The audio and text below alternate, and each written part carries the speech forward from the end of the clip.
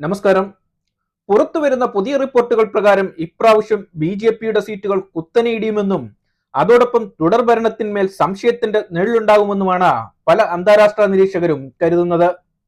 ബി.ജെ.പിക്ക് കനത്ത തിരിച്ചടി നേടുക തെക്കേ ഇന്ത്യയിൽ തന്നെയായിരിക്കുമെന്നും കേരളവും തമിഴ്നാടും ഇന്ത്യ സഖ്യം തൂത്തുവാരുക തന്നെ ചെയ്യുമെന്നും അതോടൊപ്പം കർണാടകയിൽ കോൺഗ്രസ് വലിയ മുന്നേറ്റം ഉണ്ടാക്കുമെന്നുള്ള റിപ്പോർട്ടുകളാണ് പുറത്തു വന്നുകൊണ്ടിരിക്കുന്നത്.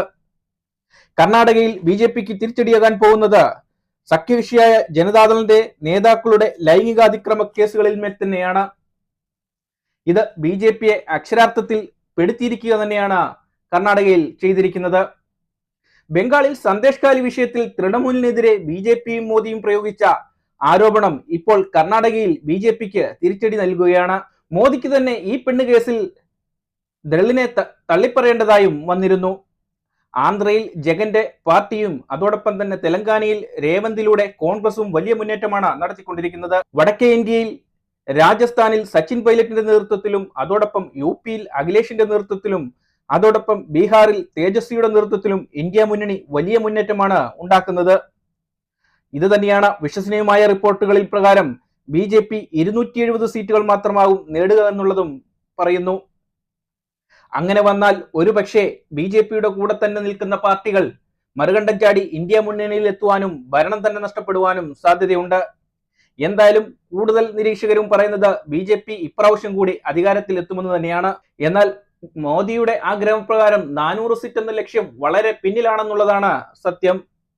270 സീറ്റുകൾ വരെ മാത്രമേ നേടാൻ സാധിക്കൂ എന്നുള്ളതെന്ന് പറയുമ്പോൾ ഒരുപക്ഷെ 270 താഴേക്കും പോകുവാൻ സാധ്യതയുണ്ട്.